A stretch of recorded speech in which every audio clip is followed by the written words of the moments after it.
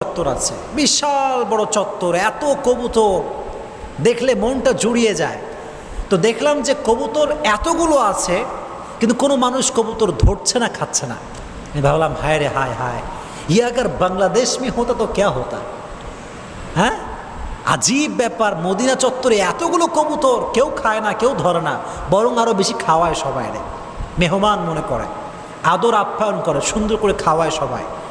এত সুন্দর সুন্দর কবুতর ওখানে আছে। আবার কাবার পাশে ক্লক টাওয়ারের পাশে বিশাল বড় কবুতর চত্বরটা মদিনার চাইতে আরও বড়।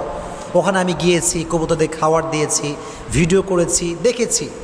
তো কবুতরটা হচ্ছে এমন একটা প্রাণী, এমন একটা পাখি যাকে দেখলেই মনটা ভালো হয়ে যায়, অনেক ভালো লাগে। দেখবেন বাংলাদেশের বিভিন্ন জেলায় অনেক যুবকরা বাসার ছাদে কবুতর পালে, আছে না নাই?